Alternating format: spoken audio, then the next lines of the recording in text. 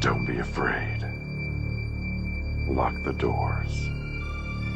Turn out the lights. And climb into bed. It's time for Hillbilly Dead Time Stories. Reincarnation. I'm sure most of us would like to think that this life is not all that there is.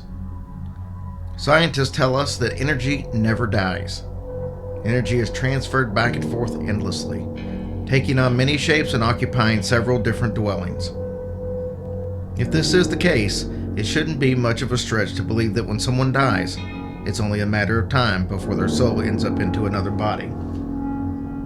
That person may look different, but have the same unmistakable spirit. Reincarnation is a main staple in some religions, while other religions find it practically blasphemic to even talk about. There are several stories of people who have incredibly detailed memories of a past life. Some of these stories can be chalked up to coincidence, I'm sure. Others, not so easily. Some of these stories just have too many intricate details that cannot be explained. Today, you will hear one of those stories, The Incredible Life of Dorothy Eady.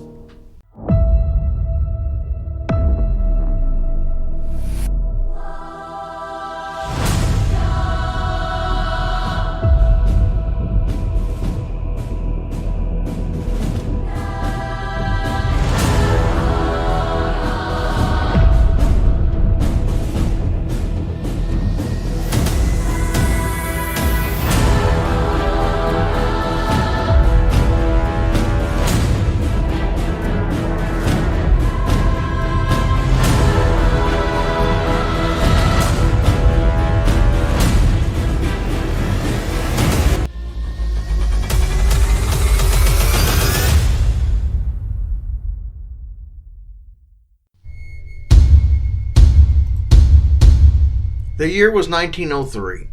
3-year-old Dorothy Eady fell down the stairs at her home in England and tragically died. Needless to say, the family doctor was surprised to receive a call from Dorothy's parents an hour later, informing him that she was not only alive, but seemed to be perfectly healthy. Dorothy, though, was not the same as she was before the accident. She began speaking English with a foreign accent. She would sit crying under the kitchen table, begging her parents to take her home. She started to have dreams of an enormous building with huge columns and many beautiful gardens. At the age of 4, Dorothy's parents took her to the British Museum in London. Dorothy became so transfixed by the Egyptian galleries that she kissed the statue's feet and cried to her mother, "Leave me here. These are my people." When Dorothy was 7, she saw a picture of the temple of Seti I in Egypt. She excitedly ran to her parents, informing them that this is where she used to live. This was her home. She quickly pointed out there used to be more trees and a beautiful garden next to the temple. As an adult, Dorothy married an Egyptian man and left a very comfortable life in England and moved into a small cottage in Cairo.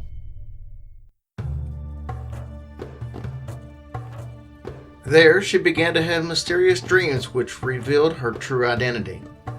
Her name was Bentreshit, which means harp of joy. She had been born 3,300 years earlier. Her father had been a soldier and her mother sold vegetables. Her mother died when she was just 3 years old. Her father then gave her to the temple. At the age of 12, the high priest gave Bentreshit an ultimatum. She could become a priestess or leave the temple. Not feeling like she really had any other option, she took the vows of celibacy and became a holy priestess.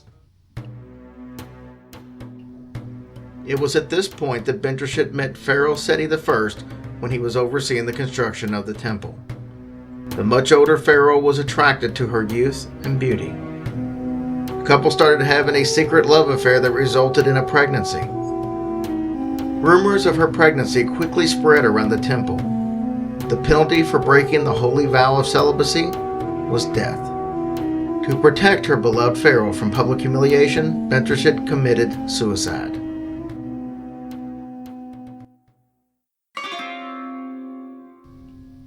Dorothy and her husband had a baby that they named Seti after the 19th dynasty pharaoh. Egyptians gave Dorothy the name Seti, which means Mother of Seti. Her husband couldn't take her obsession with Egypt any longer, so they divorced, and she dedicated her life to the study of ancient Egypt. Before their marriage ended, Dorothy's husband saw her wake in the middle of the night in a trance-like state and write 70 pages of hieroglyphics. Dorothy found a job at the archaeological site close to the Temple of Seti I in Abydos, Egypt. An Egyptologist decided to test the authenticity of Dorothy's claims. He asked her to identify artifacts inside of the Temple of Seti I while in complete darkness. She described the paintings and the artifacts with amazing accuracy. This was perplexing to the Egyptologist because only a few people knew what was inside the temple. She used her past life memories to find the Temple of Seti I's garden, which archaeologists had yet to excavate. The garden was at the same very location which Dorothy had pointed out to her parents 50 years earlier. She also gave the location to a hidden tunnel at the north end of the temple.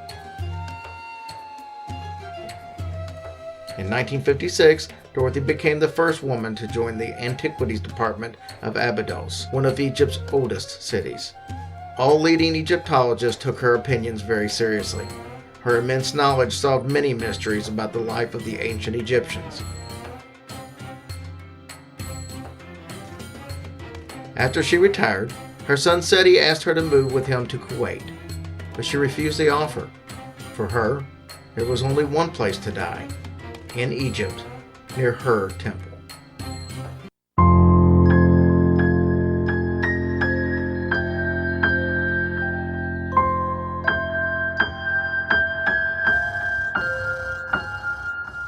Hush, little baby, don't say a word, or Daddy has to fight off a zombie herd. And once that zombie herd is dead, Daddy has to hack off the devil's head. And if that devil's head gets hacked, Daddy has to hunt down a werewolf pack. And when that werewolf pack goes down, Daddy has to slaughter an evil clown.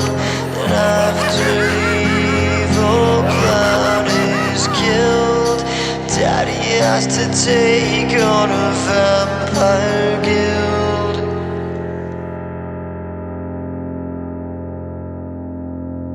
So